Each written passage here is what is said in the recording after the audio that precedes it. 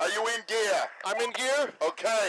ይህ ዋር ማሽን የተሰኘው ፊልም በዴቪድ ሚቾድ የተጻፈና ዳይሬክት የተደረገ ሲሆን ብራድ ፒት፣ አንቶኒ ሚካኤል ሆል፣ አንቶኒ ሄይስ፣ ቶፈር ግሬስ፣ ዊል ፖተር፣ ቲልዳ ስዊተን እና ቤን ኪንግሊን የመሳሰሉት ትላልቅ አርቲስቶች የተወኑበት የ2026 አሜሪካዊ ሳይንስ አክሽን ፊልም ነው።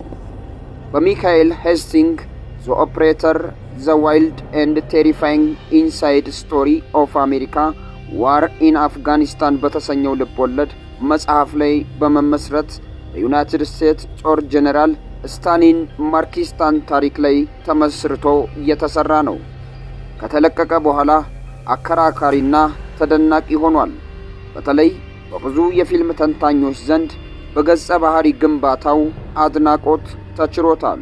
ይህ ፊልም 4 ሰዎች በጋራ ፕሮዲዩስ ያደረጉት 60 ሚሊዮን የዩኤስ ዶላር የወጣበት ነው። 122 ደቂቃ ፍጆታ ያለው በብሉ ታንግ ፊልም ተሰርቶ በኔትፍሊክስ አማካኝነት ይፋ የሆነ ከ3.5 የኮከብ ደረጃን ያገኘ አስደናቂ ፊልም ነው።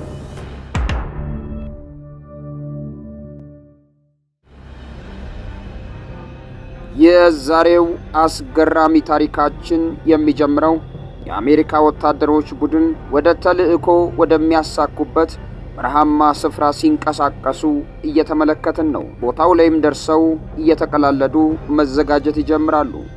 በዚህ መሃል ከፍተኛ ፍንዳታ ያጋጥማቸዋል። ሁሉም በፍንዳታው ያልቁና ኤዲ የተባለ ወታደር ቆስሎ ይነሳና ከሌሎቹም ጋር ወንድሙ መሞቱን ያይና አክፎት ሲጮህ ይታያል። ከዛም ታሪኩ ከ2 ዓመት ምልሰት በኋላ በባሱ ውስጥ ሆኖ ከሐሳቡ ሲመለስ እንመለከታለን። በኮሎራዶ የወታደሮች ቡድን ከባድ የዘመቻ ዝግጅት ሲያደርግ ይታያል።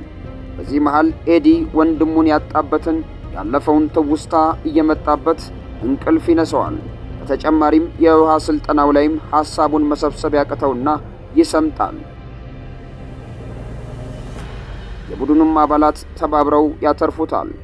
ኃላፊውም ጠርቶት ስልጠናውን እንዲያቆም ሲነግረው ኤዲ ፍቃደኛ እንዳልሆነ በቁጣ ይመልሳል።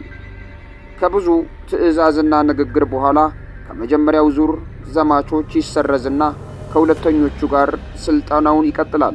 ቡድኑን እንዲመራ ስልጣን ይሰጠውና ወደ ዘመቻው ቦታ ይንቀሳቀሳሉ።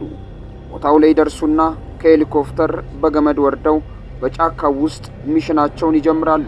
ይመሽና ጫካ ውስጥ ያድራሉ። ጠዋት ላይ የወደቀ ጀት ያያሉ። ሲጠጉትም ምንም የሌለ ይመስላቸዋል።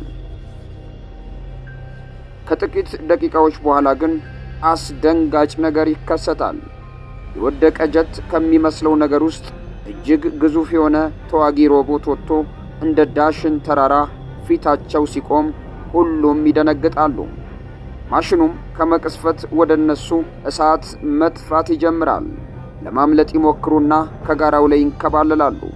በዚህ መሃል ኤዲ ወደ ማዘዣው ጣቢያ እርዳታ ለመጠየቅ የሬዲዮ መገናኛ የያዘውን ወታደር ሲፈልግ ወታደሩ ሞቶ ሬዲዮውም ተበላሽቶ ያገኛል።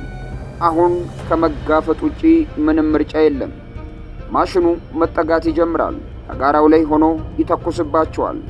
አንድ ወታደር ቆስሎባቸው ለጊዜው ይሸሹትና ወንዝ ያገኙና ኤዲ ዋኝቶ ይሻገራል። ገመድም ግንድ ላይ ያስርና የቆሰለውን ወታደር አንጠልጥለው በገመዱ ላይ እያሻገሩት ማሽኑ ከተፍ ይላል። ሁሉም ዘለው ውሃ ውስጥ ይገቡና ማሽኑ እየተኮሰባቸው በፏፏቴ ወርደው በሌላኛው የወንዙ ዳር ላይ ይወጣሉ። በተራራው ላይም መጓዝ ይጀምራሉ። ወደ መጀመሪያው የቶክስ ቦታ ይደርሱና የቆሰለ አባላቸውን ወድቆ ያገኙታል። የወታደሩንም መኪና ከተቀረቀረበት አውጥተው ገብተው ሊሸሹ ሲሉ ዋር ማሽኑ ቦታው ላይ ይደርሳል። በፍጥነት ገብተው ሲነዱም ማሽኑ እየተከታተለ እሳቱን ይተፋል። በዚህ መሃል መኪናቸው ይገለባበጣል። ከባድ አደጋም ይደርስበታል። በመጨረሻም ከአደጋው በኋላ ኤዲ ሲነቃ የቡድን አጋሮቹ ሁሉ ሞተው የቆሰለው ወታደር ብቻ ተርፏል። በዚህ ጊዜ ዋር ማሽኑ ወደ እነሱ ይመጣል። በዚህ መሃል ማሽኑ ራሱን ቻርጅ ሲያደርግ ኤዲያይና በድንጋጤ ይመለከታል። ኤዲም የቆሰለውን የቡድን አጋሩን እየጎተተ መሸሽ ይጀምራል። የግንባታ ሳይት ያይና አንድ መፍትሄ ወደ አይምሮ ይመጣለታል። ጓደኛውን ጫካ ውስጥ አስተኝቶ ወደ ሳይቱ ገብቶ የሚፈነዱ ድማሚቶች ይዞ ይወጣል። አፈነዳቸውና የማሽኑን ትኩረት አስለውጦ ድንገት ግሬደር እየነዳ ማሽኑን ከቋጥኙ ጋር ይለጥፈዋል። በዚህ መሃል የማሽኑ ሲስተም ይበላሽና ከባድ ፍንዳታ ቦታው ላይ ይፈጠራል። ኤዲም የቆሰለው አጋሩን ተሸክሞ እየወጣ ከጣቢያው የእርዳታ ቡድኑ ቦታው ላይ ይደርሳል። ወደ ዋና ጣቢያውም ሲደርስ አለቃው በአድናቆት ይቀበለዋል። የማዕረግ እድገትም ይሰጠዋል። በመጨረሻም ዋር ማሽኖቹ መብዛታቸው ይታወቅና ሌላ ሚሽን፣ ሌላ ኃይል ይታቀዳል። ኤዲም ለአዳዲሶቹ ዘማቾች ስለ ማሽኑ ሰፊ ገለጻ ይሰጣል። የበዙትን ዋር ማሽኖች ለመዋጋት ከፍተኛ የአሜሪካን ወታደር ኃይል ወደ ሚሽኑ ሲጓዙ የታሪኩ ማብቂያ ይሆናል። እስካሁን ከኛ ጋር አብረውን ስለቆዩ እናመሰግናለን። ጋሜል ፊልም